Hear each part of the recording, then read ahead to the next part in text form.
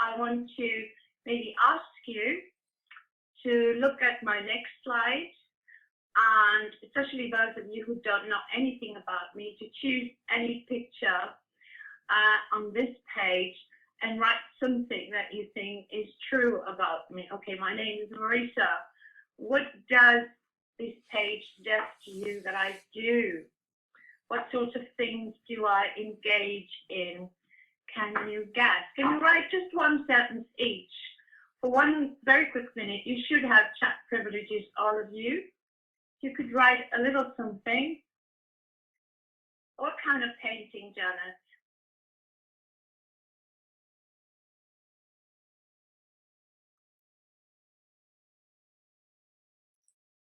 Okay, scenery. And it's true, I'm very, very passionate about ELT chat. My painting is a landscape. I am a watercolorist of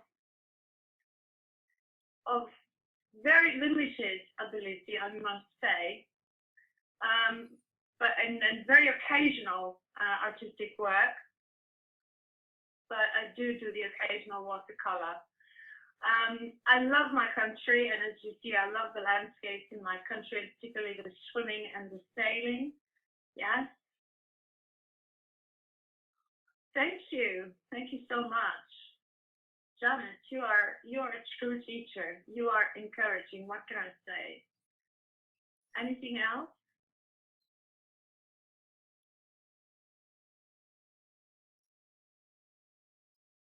True. Okay. Thank you. Yes, Language Institute in Greece, in Athens. Just a couple of other small things. I do live in Athens, as you see from the Acropolis. Anyone else want to venture a guess about my life, about my online presence? Because a lot of this is online. I do like sailing. I'm really a rotten sailor, but I love sailing with a good captain.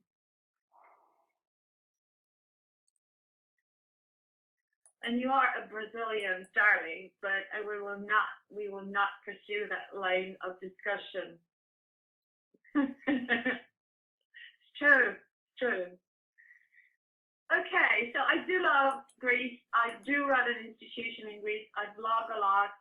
I am on Twitter a lot. I think I live online, and my best moments and my best friendships are online. And I wanted to jump very quickly down to slide number, I hope I can get back to here, 48. Now it's the previous one that I want.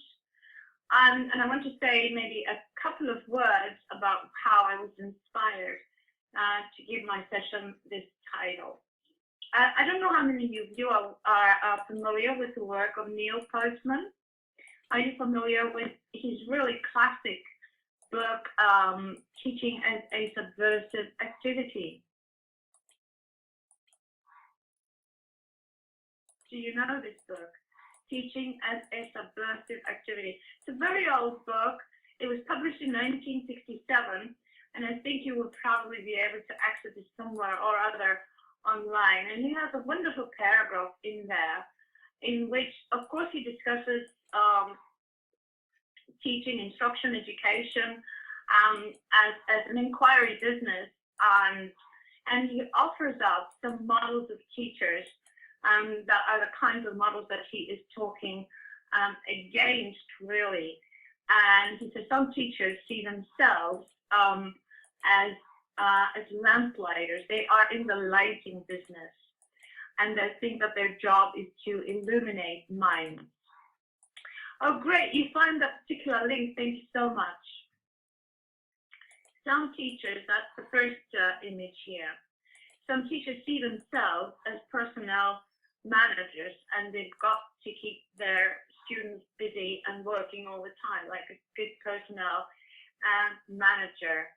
I think it's an interesting set of metaphors, Janet, because I think it's really worth exploring about ourselves.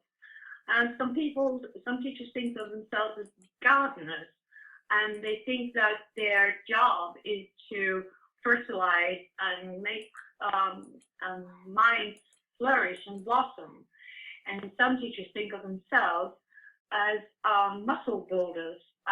Their job is to actually train and exercise flabby minds. This is an interesting set of metaphors, and I think it's possibly true that there's a little bit of everything, or maybe tiny aspects of those metaphors in all of us. I don't know how much of each aspect you aspire to, but this was a very powerful metaphor, and it got me thinking of what kind of metaphor could I use in order to express my thoughts about this concept. And I chose, there are ways that you can explore this. You can explore your talk, Tamas. You can transcribe your talk, and you can actually do personal class, personal discourse analysis in terms of the kind of language that you use. It's trying to investigate what aspects, what kind of teacher you are in terms of the language that you're using with your learners. I thought that the scaffold builder metaphor was a pretty powerful one, and this is what I'm going to explore with you. Not as it was originally created and explained by Bronner and Vygotsky, in the sense of how they thought that, particularly Vygotsky, how they thought that parents scaffold children talk, but in some ways, as we have probably come to see it used mostly these days, and I'm hopeful that I've gone back to the right slide. Yes, okay. And that's why slide number 3, we had a right and merry chase earlier with Thomas, putting them in order. So now I'm really happy that I can find them. And from Wikipedia, where all good things sometimes originate, I found this very useful definition of scaffolding, described as a learning process designed to promote a deeper level of learning. And I thought that was a useful initial thought. And there was another one to notice. I've used a scaffolding pictures from the Acropolis, which is in my native city. From Sawyer, there's another useful definition, which says that it's support given during the learning process, tailored to the needs of the learner with the intention of helping them achieve their learning goals. And this is one that I particularly like. It's support. And I think maybe, as Thomas may be indicating, possibly combine the two. Hi, Alex. Combine, long time no see. Support to help the learners achieve their goals and maybe achieve a deeper level of learning. And their goals could be ideational or idealized, maybe rather, just like, believe in the dream that we could, through the scaffolding and all the restoration work, bring the Acropolis back to its original glorious state, may be, an illusion. Perhaps we cannot help and support the learners to be perfect or near native, but we can help them achieve the best they can do and the best they can be within their goals and their needs.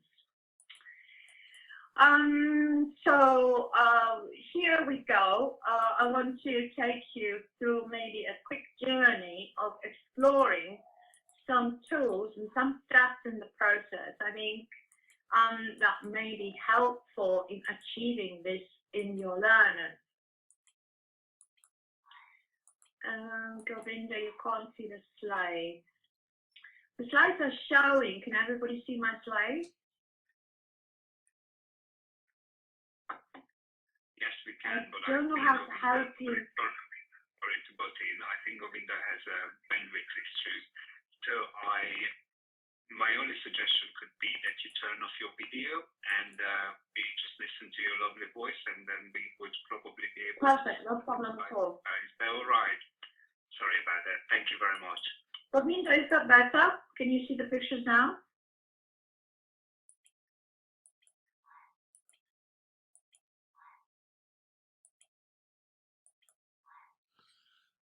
Everybody can see them. I don't know that. Okay, all right. Shall I move on? Hopefully, would be nice. Yeah. Well, I mean, I don't know what to actually do to help you, because it may be that your connection is slow. So I'm going to move right ahead and talk about some steps in the process of scaffolding or supporting learners to achieve their goals. And some of the steps could be generated by the learners and some by the students. And what I would like to ask you to do, if you have writing tools, you could possibly grab a pencil and tick whether you think brainstorming is more relevant to learners or the teacher, or both. You could put a tick in both places, or you could put little suns or whatever, sunbursts. So brainstorming, for example, could be the learners brainstorming and elicitation. Put as many as you like in the boxes, not just one. Everybody should be able to use the tools. I think I've given you all whiteboard tools. Oh, it's only one box?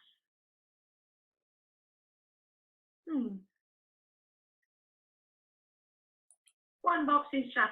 Why don't you take the pencil and do ticks? Some people took the pencil.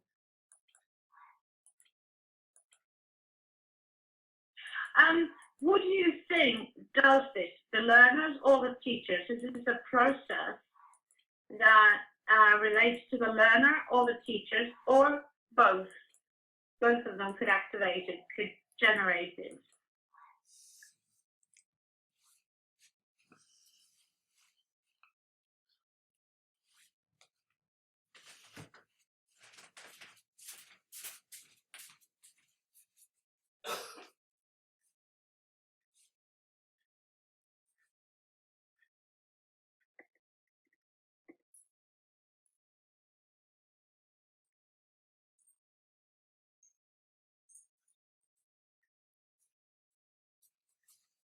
Okay, well, there is no right answer. I think everything could have ticks on both sides. I think you're probably right. The students will probably be involved in brainstorming, but the teacher will generate the process.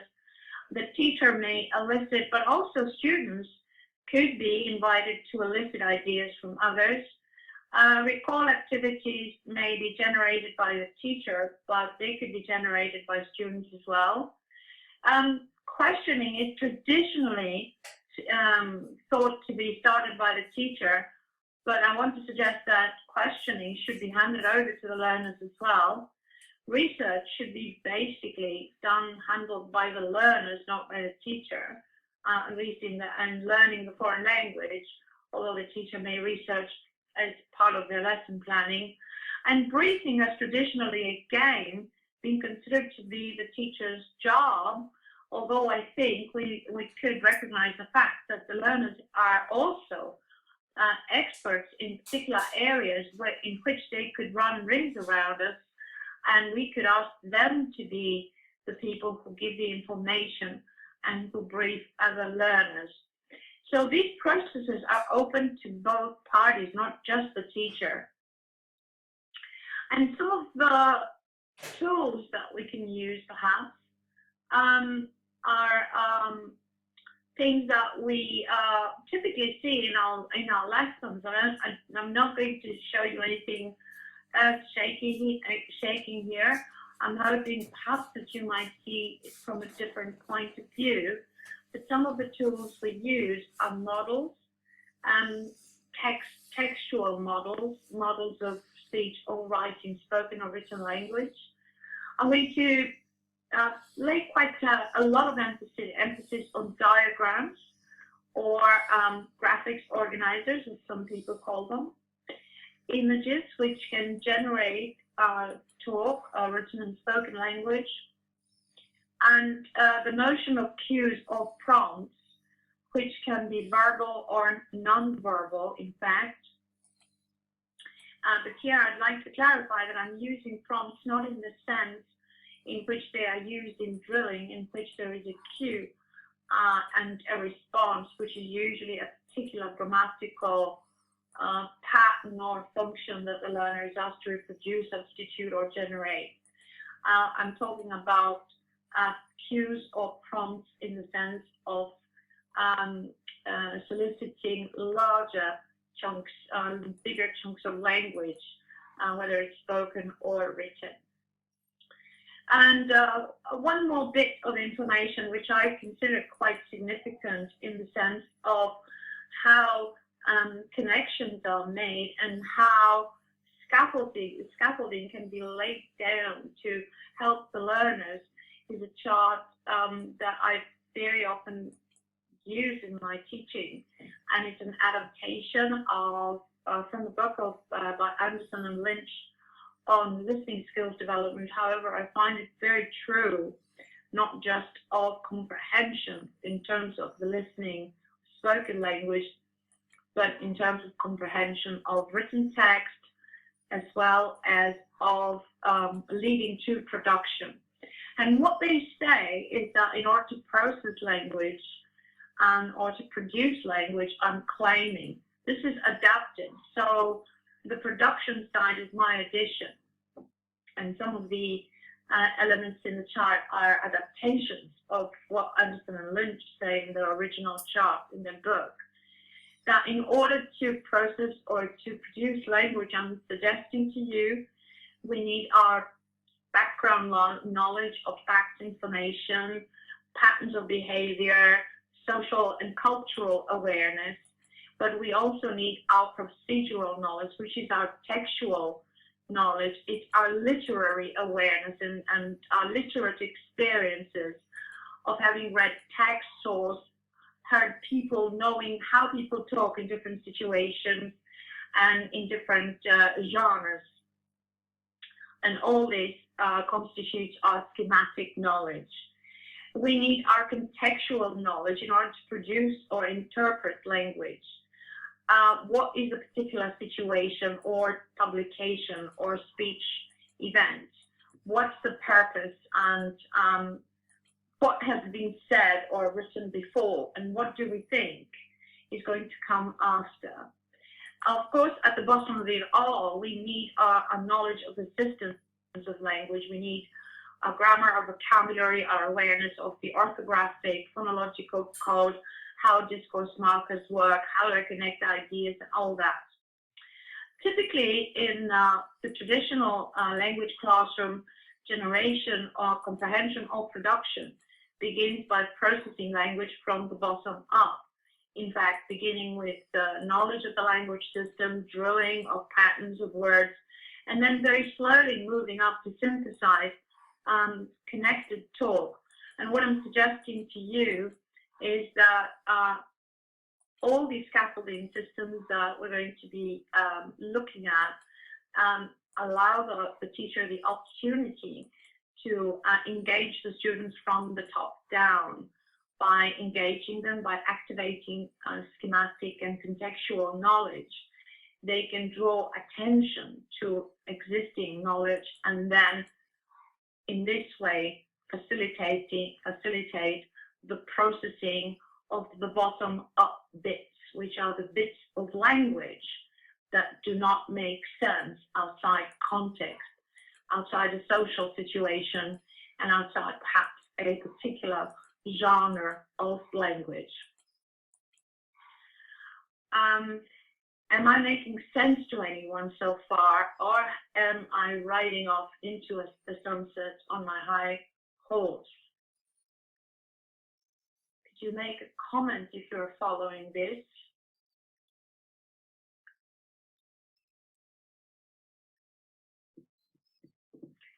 The fact that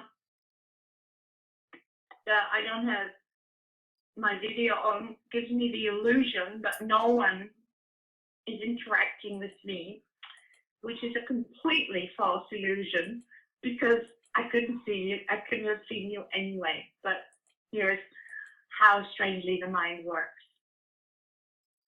I can try my video. I don't know.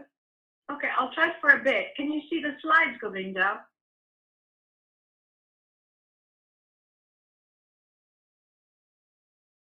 You're here. So if you can see the slides, I'm not going to try the video, because that means that maybe the video stopped you from seeing it. I'm going to go on and suggest an area that we could pull in as a notion that suggests that kind of marries into the concept of scaffolding, top-down versus bottom-up processing. Yeah, great. I think it's lovely. There are no side conversations. How are you? You know, how's the baby and that. Thank you so much, Fabiana. I think you were actually, it's very good of you to say that. So I want to move on to a further concept, that of advanced organizers. And it's a relatively new concept to me in the sense that it's used in the way it's used here. I was aware of it when I studied psycholinguistics at university, and advanced organizers are kind of small signposts in talk that allow you to kind of process speech and anticipate what's going to come up next and that. But Ausubel, I use it in a broader sense, and that's how I'm going to use it as well. I'm not going to use it in terms of local processing of speech.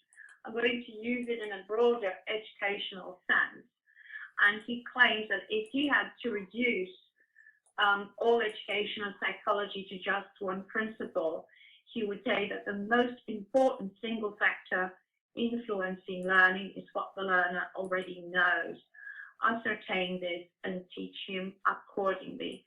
And I think this is a great principle because it marries so well with the previous slide that I was showing you, that we need background knowledge, both procedural, factual, social, contextual, co-textual, in order to be able to process, analyze, and produce language. It works so well in conjunction with this idea. And I think in trying to,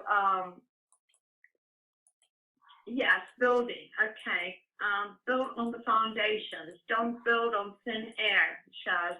That's absolutely true. That's the kind of case I'm trying to build. And what I want to show you now are some of the tools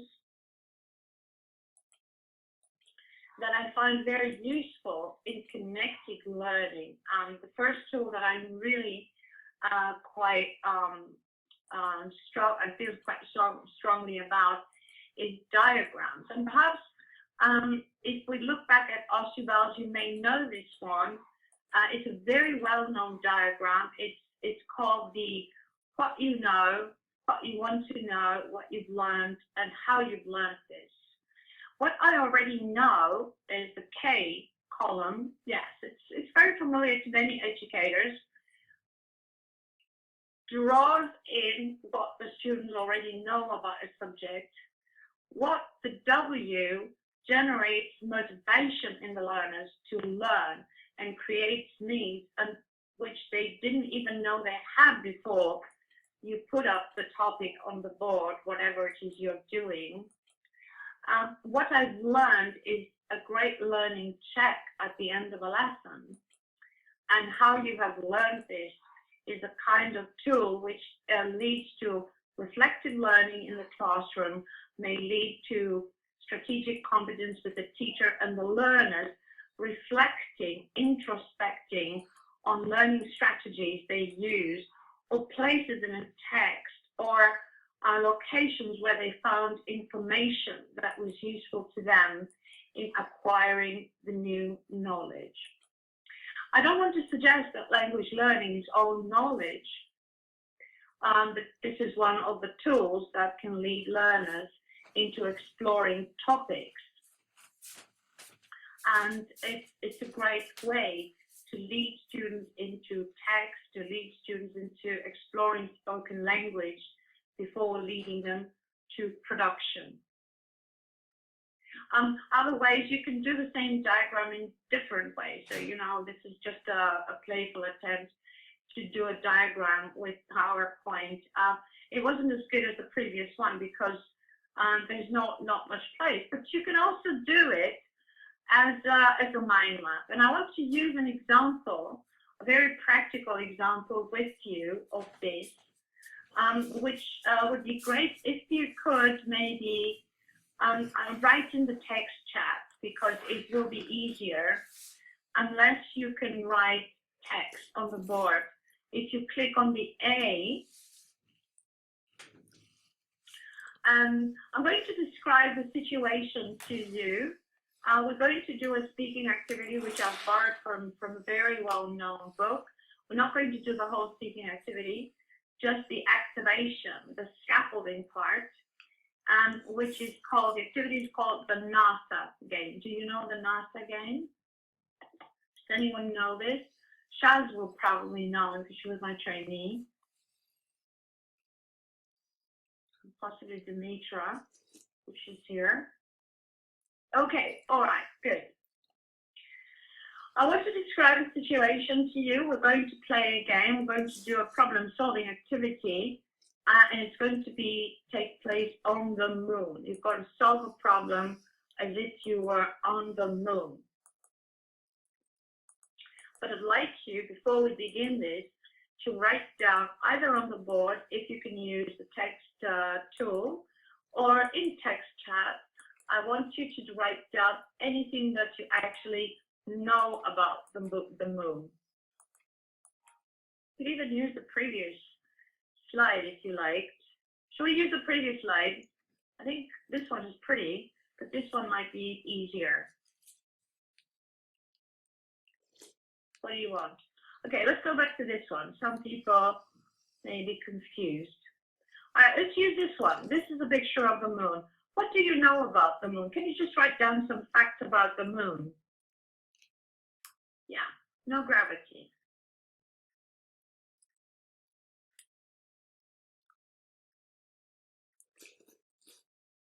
No air. Okay, I will repeat things that I see in the text chat if they are correct. If they're not correct, I will not repeat them.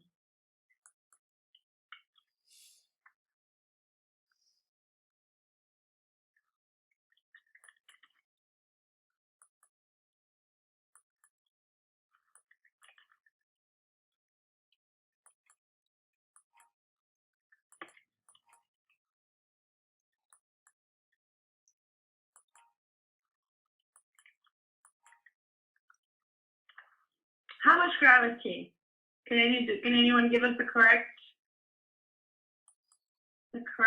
percentage? 0?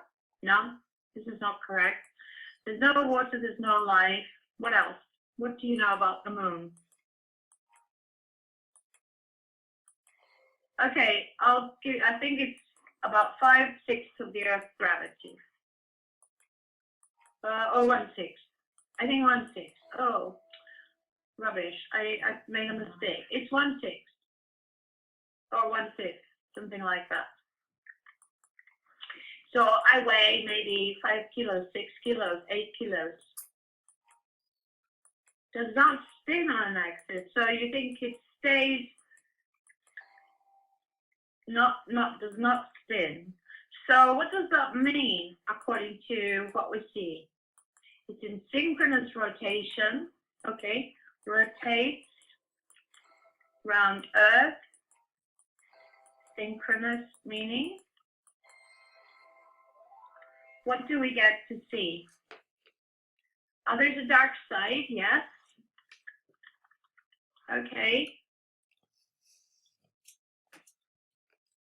Are there any plants out there? Is there any plant life? What was that? I think I missed that. No water, no life. 1/6. I think 1/6. Yeah. All right. There's a dark side. What do you think about the temperature? Is it the same? And there's a lighted side as well. What do you think about the temperature? Is it the same? It's cold. Is it the same temperature on both sides? Is it colder on the lighted side or the dark side?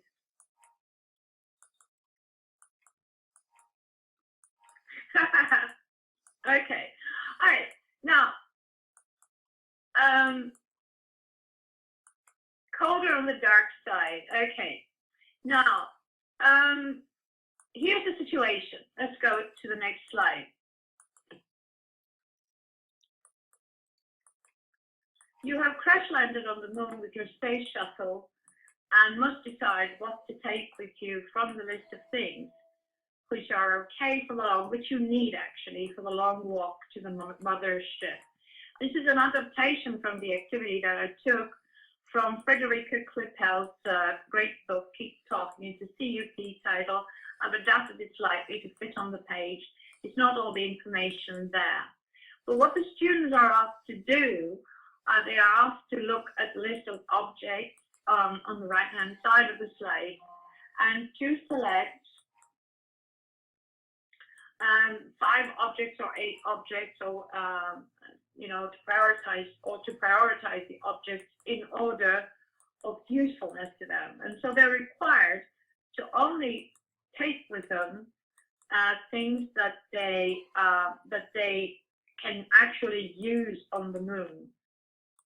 Now, if a student, so one part of the preparation of the learners requires making sure that they know enough facts about the moon so that they can make the right decisions. I've played this game even with teachers, and not everyone knows that you cannot actually use a pistol on the moon, or that maybe you couldn't use a star map, or I don't know, a flare. A flare will not ignite because a flare, there is no atmosphere. And if you discuss, the matches, you can't use the matches. You can't use the blanket. You cannot use a first aid kit. There are other things as well. You don't need a raft. What is the raft for? If they ask, you say, well, they have to work out what the other objects are for. And the other objects are obviously for the landing back on Earth. They might land in water. They might need to shoot up a flare if they land in darkness. They might need a parachute, and they might need a pistol if they land somewhere where the life is in danger, and so on. So this is a game that really relies a lot on background information. Let me move forward and look at another. Janet will know this one, but I'm not going to do the whole activity. Here is another chart which would prepare learners for a reading text that is quite complicated and at an advanced level. So Janet, I think you know this one because you did work with me on this one when we did the theta thing. So please don't write any ideas. So you have this text that they're going to read, and the title is, "This Husband Tried to Kill His Wife 7 Times." It's a great title, and it has amused generations of students. So what I would ask the students, before they even read the text, would be to mobilize their knowledge and to imagine how they think he did it. And I'm giving them an example. And this is both generated predictions. I do? Only 6 minutes? Okay. How did he do it? What did he use? His bare hands. And why did he fail? Maybe he got a cramp. And then the students will generate some ideas before they actually look at the text switches like this, and you can show it to them. And so they would very quickly read that he put mercury in a strawberry plant, and then he did it again. And then he put mercury in mackerel, and he tried to push her off a cliff and things like that. Okay, let me come back to my slides. So diagrams or graphic organizers provide organizational structures and frames, and that's why I like them. They help organize student thinking and output. They create opportunities for information transfer, a concept described very well by Henry Widdowson, in which they provide bridges from comprehension to production. The other great thing about diagrams is that they are genre specific. For example, this organizational chart looks like, excuse me, that it would be part of a report. An organizational chart like this has a hierarchical structure. So it cannot be part of a narration. It's a description of a particular organizational structure. This particular diagram looks as if it might belong to a report relating to statistical data. Sorry, I had to stop my voice for a minute because I'm coughing a little bit. I have a cold. It's a Hungarian cold, Tamás. This particular diagram shows, which is a flow chart, and it was generated by some of my trainees. It shows that there's a narration involved. Thank you. So the flow chart is a great graphics organizer, great information transfer tool to show narrative and to show procedural and sequential text. Here is another one that was generated by another group. They were preparing something on the story of Little Red Riding Hood, and they created their own flow diagram. The great thing about flow charts is that you can name the symbols and get them to do whatever you like. This one is a flow chart that could generate a process. So for example, this symbol would mean a start or end point, arrows, connections, input, output, process, decision. But equally well, the students could decide that the oval symbol represents the wolf and the rectangle represents grandmother.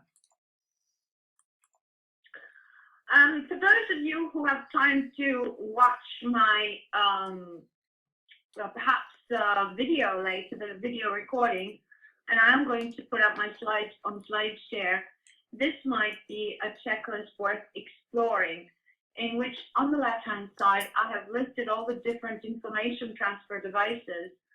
And on the right-hand side, I have listed different types of text so that you could make decisions, and you can use that in workshops or do checking for yourself. That charts work with particular kinds of text, flow charts with other kinds of text, and so on. Images are also great. Some of the images we can generate at the beginning of lessons for students to generate ideas for a story. This one is a particular one that I've used again in other seminars. It's a story with the bank. And the students have, from the images, to make predictions and make their own narrative, imagining what the story is going to be like. The next one is questions. I'm not sticking too much on just images. And questions are traditionally generated by the teacher, but I think you can also get the students to generate questions for themselves. So in this one, after the students did the prediction, how the guy tried to kill his wife, they could jot down other questions that they would hope the text would answer. So the teacher is not the only source of questions. And this one one is a number of images and sounds or little clues which the students can use to ask the teacher questions, which the teacher answers. This particular activity is called Questions Please, and the students answer the teacher questions about a story. The teacher can only say yes or no, and then the students generate the story, and afterwards they read or listen to it. The prompts that we can use with learners can also be words, and words can be in a word cloud. So you can give, these are the words of a poem, and you can give the students the words of a poem and get them to write the whole poem and later read it. Very often student poems are more interesting. Or you can give them words and images. This is the same story that I was showing you earlier. The students can look at the images and words and ask questions or generate the text. If you're using dialogue or video, here is a great one, which I particularly like because it's from a film. I don't know how many minutes do I have, Thomas? Okay, all right, I'm going to be finished. This one is a scene from a film from Notting Hill. Have you seen this film?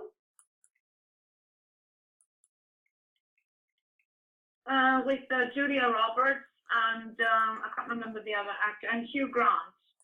And this is the scene where Hugh Grant brings Julia Roberts, who is a very famous actress. He brings her home as his date to his sister's birthday.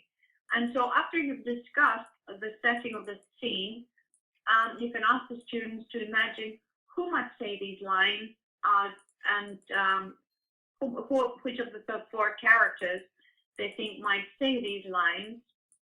For example, so tell me, Anna, what do you do? Anna is a famous actress.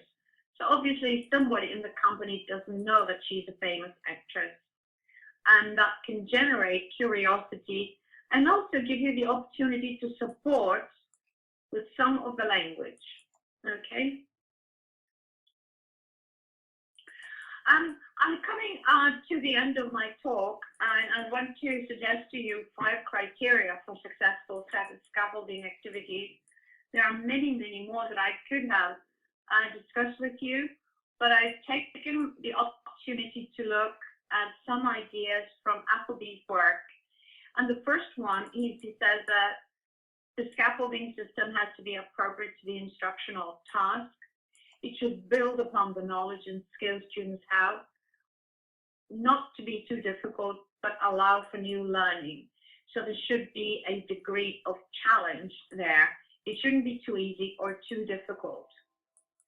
The second criterion for successful scaffolding is what he calls it student ownership, and I translate it into personal engagement.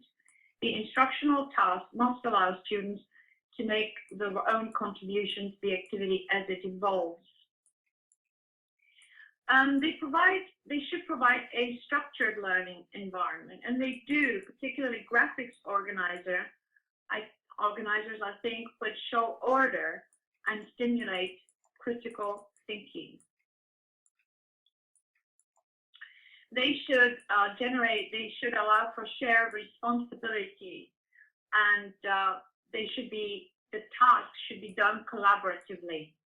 So the role of the teacher is more collaborative than instructional or evaluative. There should be transfer of control, and that's the attraction, is that they generate learner autonomy, more responsibility of controlling the progress of the task, as well as the amount of interaction. So overall, I'm suggesting to you that good scaffolding of activities means more careful preparation for tasks. It leads to learning readiness. And some of the effects on the learners are they're engaged, they're primed, they're motivated, and they are led to process from the top down. They have a bridge to step on. There's task accountability. They're more purposeful, and the whole framework provides stimulus for follow-up productive skills work. And your role is a different one. You are no longer just the gardener or the lamplighter or the muscle builder, but you are a scaffold builder in the sense that you have a forward look. You are thinking about the future. The scaffolding is something that can be removed and go away, but at the end of it, you will end up with a great structure. And finally, you can make a difference, of course, in all the steps of this process by showing appreciation, being tolerant of mistake, being enthusiastic about the learning, smiling and encouraging the learners, and believing that they will succeed. And I think they will. If there are any questions, we have maybe 2 minutes for questions or 3 before we